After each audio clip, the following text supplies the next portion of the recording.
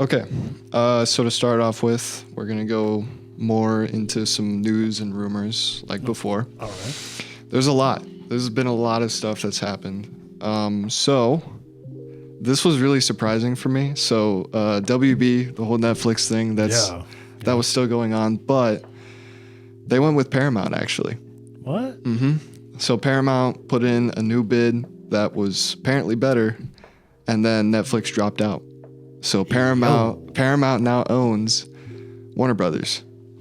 That's nuts. Yeah. That's got to be probably, I mean, at least what I've seen, the highest, like, not only the highest selling bidding war I've seen between companies, but also the longest running. Yeah, I know. That was wild. It was weird. But yeah, so everything that WB owns, which includes like DC, Adult Swim, all of that. They have Adult Swim. Cartoon Network. Cartoon Network. Yep, all of that's going to be under Paramount now. Which means we could see a crossover between like SpongeBob and I don't know. Harry Potter. Yeah, Harry Potter. Like that's nuts. But a recent movie came out and it's based on a novel, a sci-fi novel. It's called Project Hail Mary. Have you heard of this? Yeah, I've been seeing a lot of trailers about that. I've heard it's pretty good. Is but it out already? yeah, I think so. Okay. I haven't gotten the chance to see it. I don't know. I'll probably just wait till it hits streaming. But so critics are saying it's one of the best movies to come out in the sci-fi genre. So, I mean, up there with like Interstellar and stuff. And it looks really good visually. I've seen like clips and everything of it. Apparently, it was filmed with 0 green screen. Everything they did So was everything is just like special effects or practical, yeah.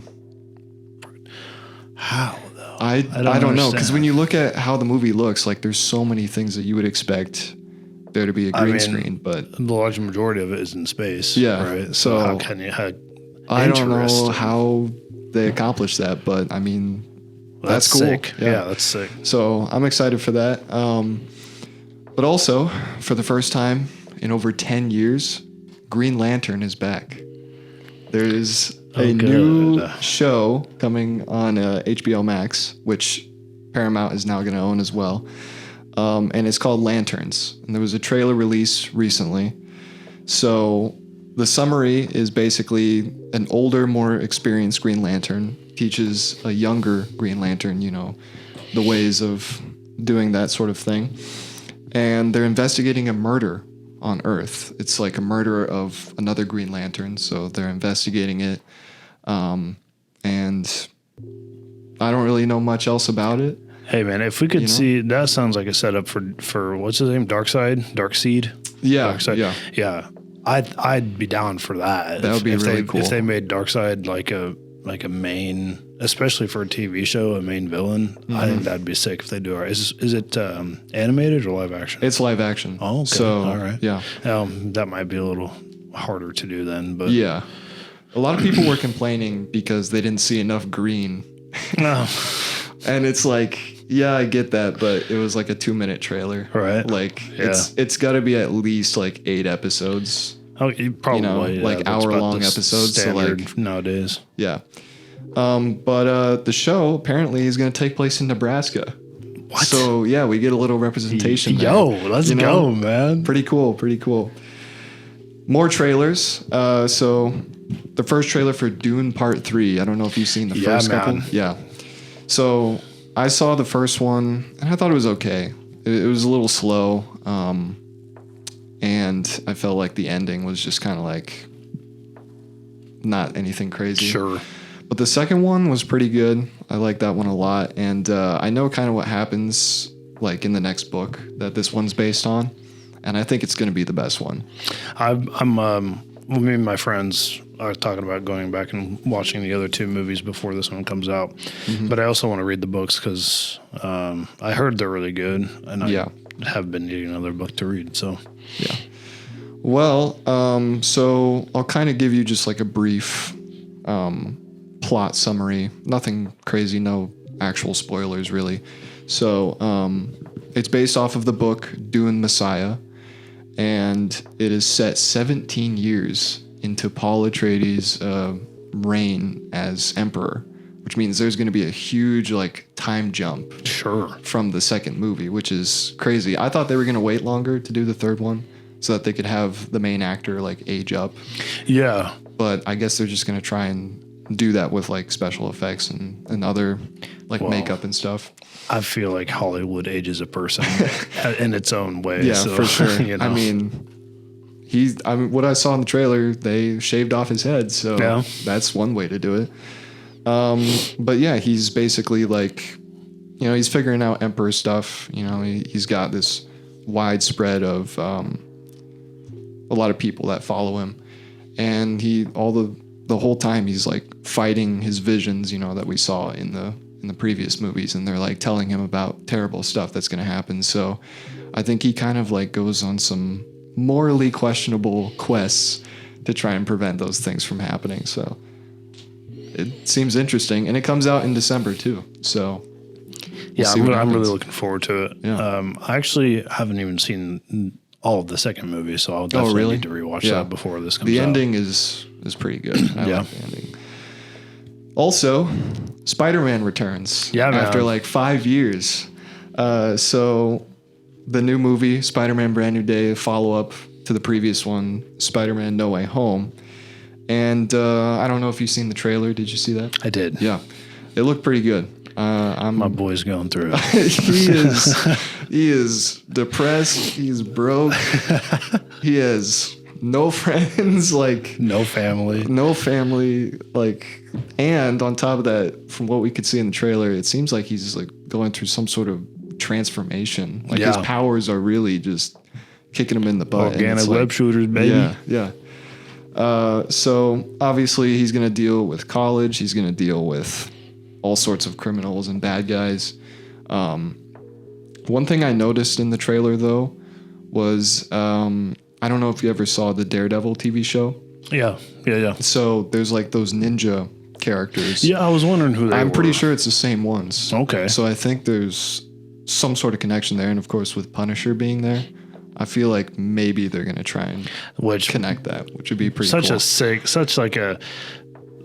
sick introduction of the Punisher back into Yeah. the cinematic Yeah. like realm, I guess you could say, of Marvel, because he hasn't made an appearance in a movie in a long time. Yeah. And his Netflix show was phenomenal. Yeah, I didn't see the Netflix show, Dude, unfortunately. you gotta watch it. I'm gonna watch it eventually, whenever I get time. But Yeah. you know, what I saw from him in like Daredevil and all of that, I mean, he's great. Yeah. Probably like one of the best, probably the best Punisher. And John Bernthal, Yeah. Bernthal as the Punisher, what better pick? Yeah. Like, I don't know. I like if they ever try to recast him, I'm not gonna. I'm out. Yeah. Yeah. Nope. Yeah. So that comes out July 31st. Okay. So it's going to be a little bit. I thought it was coming out sooner, honestly. I thought it was like the middle of summer, but it's towards kind of the end. So Sure. Either way, know. it's Yeah. highly anticipated, and I'm looking forward to it. with all of these new trailers coming out, that's kind of the topic of this episode. So out of these three that I just mentioned, the Green Lantern show, Dune Part 3, and Spider-Man Brand New Day, what interests you the most? Definitely Spider-Man. I never was much of a DC fan, so Yeah. I mean, and I guess it is cool in its own right, because also Green Lantern hasn't really had much love, I guess. Like, I mean, did you see that movie with Ryan Reynolds back in? I didn't watch it. You gotta like prepare yourself before you watch that. Like it's interesting. Yeah, I think I need to read the books, especially for Dune. Like, I think it's one of those things where there's a lot more nuance in the book that you might miss watching just the movies, and also just more backstory that they couldn't necessarily add in due to runtime. Yeah. But either way, I'm stoked about Dune Part 3. But Spider-Man, it's like Dude. That like I don't know. I guess I'm just a nerd, but yeah, Spider-Man has always been one of my favorite Marvel superheroes growing up. So it'll be epic to see another adaptation of it, where it's not just another. Like I think they're going much more into the comics, which is what I like, rather than having to keep redoing origin stories like they had been doing for a lot of these superheroes. Yeah. I was already like excited for that movie just because I mean it's Spider-Man. I'm probably gonna go see it no matter what. Yeah, but for sure. That trailer just it did something for me. It really hit a good spot. So what do you think makes a good trailer for a movie or a TV show? One that doesn't show the entire movie like most of them do, because there's like, if I'm watching a movie or if I'm watching a trailer and it's longer than 10 minutes, that's not a trailer anymore. Yeah. That's most of, usually it's that long because they add the best parts of the movie to get you hooked. Yeah. And then the rest of the movie is like either lead up to that moment that you saw in the trailer or just nonsense altogether. So if you have a trailer that maybe shows like, I don't know, I guess it's not profound to say, but like just the main character and a slight glimpse of what the story is, that's all you need. You don't need to add in all these other extra characters into the trailer because you'll see them in the movie. You know what I'm saying? Yeah. You just need like something to capture people's attention, but not like just reveal the whole movie so that people would want to go see it, because that makes them not want to go see it. Yeah. Like, I already know what's going to happen. What's the point? Like with that Spider-Man trailer, we get an idea of what's going to happen, but we really have no idea. Right. Like anything could happen, you know? Because another thing they did so well is they alluded to all these different villains coming, but you don't know what their role in the overarching story. So we have no idea who the main villain's going to be. We don't know. I saw Hulk was in the movie too, the guy who plays Hulk, and we don't know what he's going to be doing. Right. If he's just going to be there for like 2 seconds, or if he's actually going to like turn into the Hulk and do something. And we don't know what Punisher's there for. Like, we don't know really anything. So that was nice. Same thing with the Green Lantern show. It was so funny when people were complaining about there's no green. Like, they barely showed anything in that trailer. It was just like, here's what we got, and you know, here's a little snippet of it, and then we're gonna show you the rest. Like eventually, wait for it. You just gotta wait for it. You gotta wait for the good and stuff. And if you really care enough to see that much green, go watch the show. Yeah. Because that's probably their intention of not showing it in the trailer. Yeah, I don't know. People, it's kind of ridiculous. But that kind of answers my next question, which was going to be, do trailers reveal too much of the plot?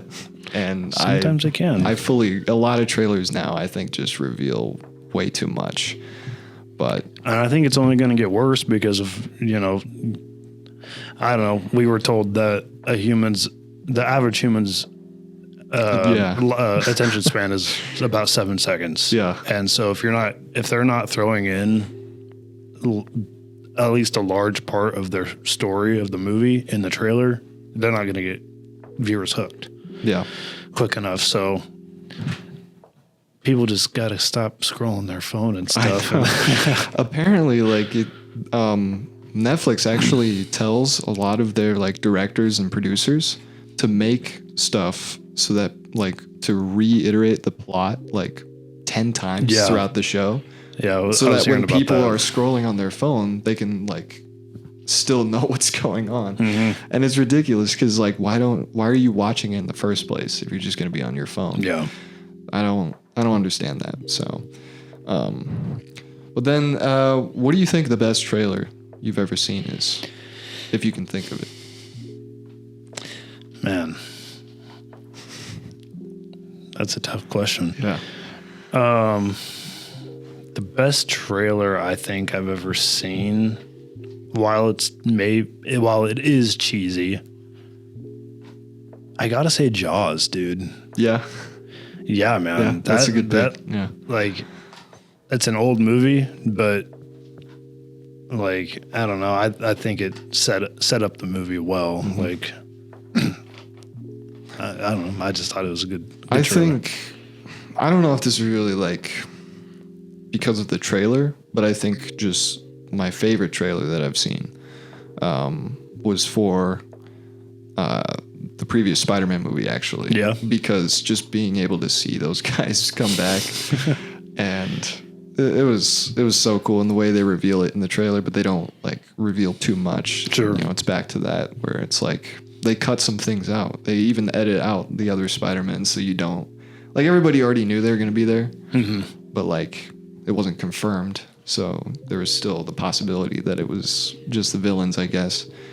But I mean, I remember being in high school and waiting for that trailer to come out, and like, I was so happy when it came out. And Yeah, that was the sick. it was all I could that was think a sick about, trailer. really. But Sick movie too. yeah, for sure.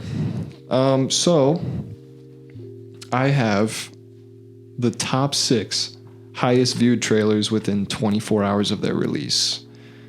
So we'll just go through them and we'll just get some thoughts on these. So the first one, the highest viewed one, is Deadpool and Wolverine at 365 million in the first 24 hours. That's an insane. That is number really for insane. a trailer count. Yeah, you're gonna notice that Marvel kind of takes over on this list, but I think it makes sense though, considering they revealed that during the Super Bowl. Oh, And so, I gotcha. like, that makes way more I sense. feel like that definitely adds on to it. yeah. So the second one is actually Spider-Man: No Way Home at 355.5 million. Another good one. Yeah, and I mean that wasn't revealed during the Super Bowl, and it almost has as much as Deadpool and Wolverine. Yeah. So if it was like, imagine if That they tells you revealed something. that during the Super Bowl, that would have been insane. Yeah. Then Avengers: Endgame is at number 3 at 289 million. I mean, makes sense, really. That was a big movie. It was a big movie. I don't know if it. I wonder what the difference between how many people watch the trailer and how many people like what its worldwide Yeah. viewer count was at the box office. Yeah. 'Cause I feel like it's got to be at least close. Yeah. In fact, I'll just look up how much. I don't really remember that trailer that much. Did they advertise it as being like the last Avengers movie? Yeah, they were. If I can remember, they were like treating it like it was just this big final chapter, the grand you know, finale. the grand yeah. finale. Yeah. And I mean, after like half the people died in the other one, Yeah. I mean, Yeah. yeah. So apparently, it grossed approximately 2.798 billion at worldwide box office. So I mean, Yeah. I mean that's more That's than more than the trailer, so I guess there is that. Number 4, no Marvel now. The Lord of the Rings, Rings of Power at 250 million. Really? Yeah, I was surprised at this one. I mean, I guess. I mean, I'm not really thinking about it because that is such a sick movie as well. Yeah. I mean, Lord of the Rings was big deal. But, yeah. Number 5 is Avengers: Infinity War at 230 million. So just a little below Endgame. Yeah. I mean, it was also kind of marketed as like a final I'm also chapter. honestly surprised. Well, I was going to say I'm surprised that it wasn't more than it wasn't more viewed than Endgame's trailer. Yeah, honestly. Just because Because like there's so many characters in there, and Thanos. I mean, that just was wrecking them. yeah. And then the last one, this one really surprised me. I didn't know this movie was that big of a deal. But that is The Lion King 2019 at 224.6 million. They had to have cooked the numbers, man. That cannot be That's real. like that's a situation where they just paid them off. Yeah. get viewer bots to go on there and watch it a bunch of times. So out of those 6, which one of those ended up being your favorite out of the bunch?